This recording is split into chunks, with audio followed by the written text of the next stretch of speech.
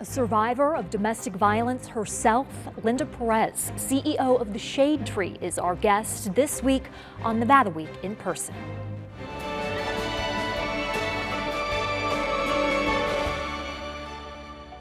Support for Nevada Week in Person is provided by Senator William H. Hernnstedt.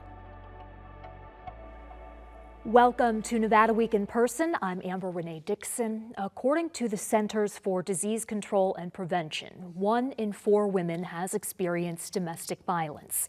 Our guest this week is one of those women and is now using her experience to help other victims gain stability, dignity, and self-reliance. Linda Perez, CEO of the Shade Tree, thank you for joining Nevada Week in Person. Thank you so much for having me.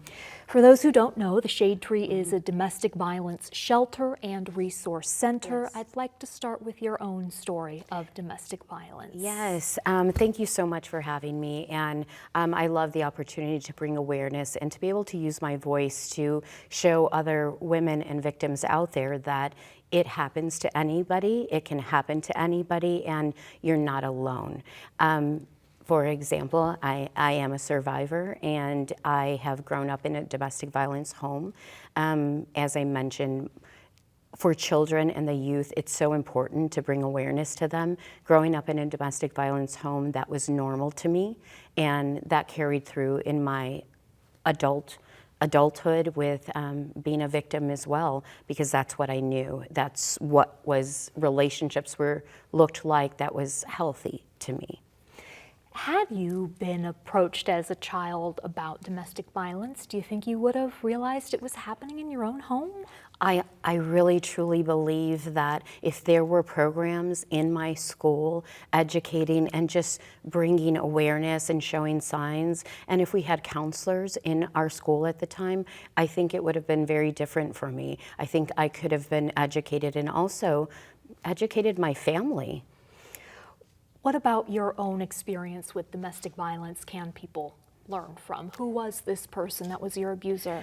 You know, I think that it's very important to understand or get out of the mindset of what people think a victim is.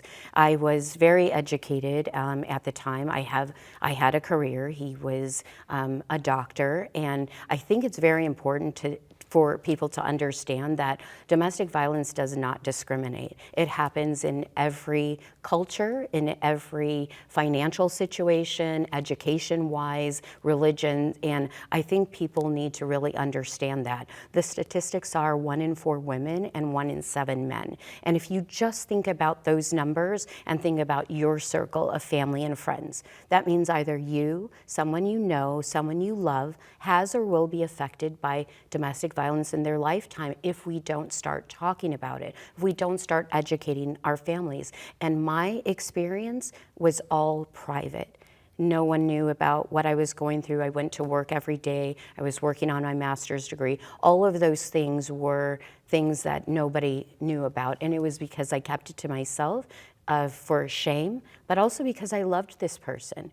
That was the person that was supposed to take care of me and protect me. And unfortunately, the fairy tale of Prince Charming and Cinderella doesn't quite happen for many of us. He was a doctor who had taken an oath to help people, and this was happening. And this was happening privately until one time I thought I was going to lose my life, and that was really the turning point for me.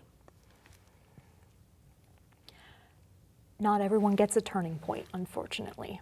Yes. When people are evaluating their own families and perhaps suspect this is happening, what do you advise them to do? What I would advise families to do is not try to step in if you're not educated or aware of how to deal with that type of situation. And that's why the Shade Tree and other organizations like us are out there. Because if you don't know how to handle that delicate situation, you can put someone further away. What I'd like families to know is that there are resources. educate yourself, educate your family. If you start noticing changes in your loved one, the isolation, they're changing, they're wearing different clothing, they're not fixing themselves up, all of these things, they don't have that strong, fun personality that maybe they had before. All of those things are signs that they need help. I think people really need to recognize that abuse is not just physical. There is emotional abuse, there's financial abuse, there's verbal abuse. That is domestic violence. And if you're in a situation like that, that is an unhealthy relationship, and that is domestic violence. So you're saying seek professional guidance first before. What are the common scenarios you see where a family member will step in? They'll step in, or even friends, because we want to say, you're better than that. You're dumb, you're stupid, why are you staying in? You have so much. Those are the kind of things we don't want to hear. Why are you staying? What we should be asking is, why does the abuser do what they do? And I don't say men, because it is men and women. Right. But yes, just be compassionate. Hear what they're saying. They're in love. This is the person that they feel is going to protect them, and they trust them. And this is the kind of love that they're receiving. And love should not hurt. Now, this segment is supposed to be about you and your life, so let's talk a little bit more about that. Your experience prior to this position, would you say it was primarily in domestic violence or more so in gaming and hospitality? I would say the majority of my career in my previous life was in the hospitality gaming industry, and I really believe that experience working for casino giants like I did really helped me prepare in running the organization, especially a nonprofit, because people think that nonprofit might be easier, and honestly, running a nonprofit is so much more challenging with limited resources, how you're bringing income in, the leadership, the training and development aspect.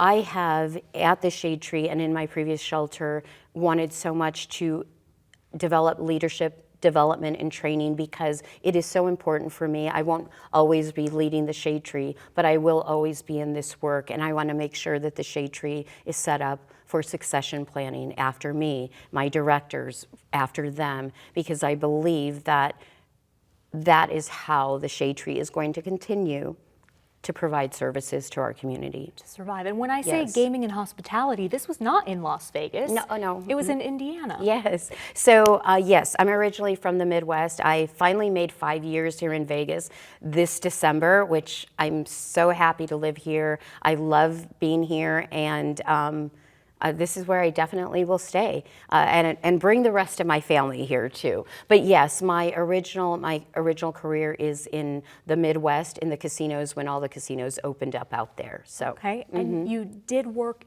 at a domestic violence shelter in Indiana as well. Yes, prior to this this role that I'm in now, I ran a domestic violence shelter back in Indiana, and that was really the start of me really being able to utilize my voice and my experience, not because I am a social worker, but because I am a leader and had great grooming in hospitality, but in taking care of people and leadership development, and that's what I'm bringing to the Shade Tree. Now, when we spoke on the phone prior to this, you had said the human trafficking aspect that you have of your job now, helping those victims, that was not familiar to you in Indiana. No, we were just getting familiar at the time, and this is back in 2014 that I ran the other shelter. So that was my prior job prior to coming here, but it wasn't as prevalent and obvious as it is here in Vegas. What was that learning curve like? It was very eye-opening, because they are also victims, but what I was learning is that they don't see themselves as domestic violence victims. Their trauma and their victimization is different, almost where they look down to a domestic violence victim or a sexual assault victim. So understanding a human trafficking person's mindset and how to deal with them. So yes, that's when I started learning a lot more about human trafficking and how to take care of them. So yes, at the Shade Tree, we are currently looking at additional space and safe houses that we can move our trafficking victims outside of the Shade Tree and into a different location. Okay, because housing with domestic violence victims, as you mentioned, they may look down on them. Why? It's just different. You have to think of a human trafficking victim. Many of them have had luxuries that our domestic violence victims do not have. Our human trafficking, sex trafficking victims might have been lavished with jewelry, with clothing, great homes. They're taken care of differently than domestic violence, where they're with their loved one and that is their loved one doing that. Whereas a trafficking victim, it's different. Wow. You deal with so many stories of horrific events involving domestic violence and human trafficking. So how do you take care of yourself? Yeah, self-care is extremely important for myself and also for my team. When I see maybe there's a few more client complaints coming forward or client concerns, I have to look at my team who's serving them. Is it too much right now? Do they need an extra day off? So I have to look at that. So for myself, I really find the things that give me self-care and give me energy and breath in my body again. And it's as simple as bubble baths. Enjoying bubble baths and bubbly. I love to read and I'm very grounded in my faith, so my time with God is important to me. That helps me. And it's hard for people to do that when they're Yes. thinking of other people who are suffering. All the time. Yet, You have to be able to detach. There are times when a week might get too much, or 3 weeks, and there's a lot going on in the shelter. I have to find that time, and whether it's a day, to completely detach. And that might mean me just being by myself, enjoying my bubble bath, reading my book, having time for just me. Because to if you detach. If you don't, I can't be well and take care of my staff and my clients if I'm not taking care of myself. Yes. you mentioned your faith on the part of your Instagram profile where you get to describe yourself. You write, quote, "She is clothed in strength and dignity, and she laughs without fear of the future." Yes. That's from Proverbs. Yes, I love the book of Proverbs, especially Proverbs 31. It's that strong woman, and I believe that throughout my life I've experienced tragedies and trauma, but I've also experienced lots of victories because of those things.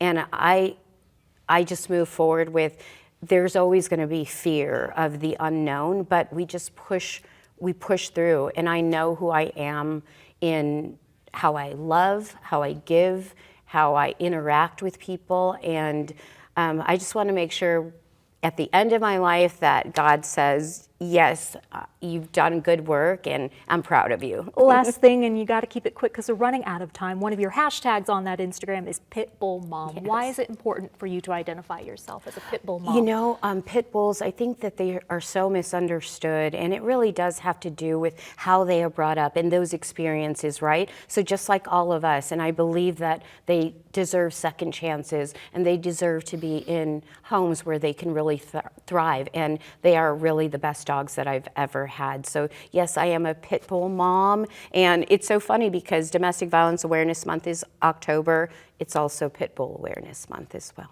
Linda Perez of the Shade Tree, thank you so much for your time. Thank you. And thank you for watching. For more episodes like this, go to vegaspbs.org/Nevada Week.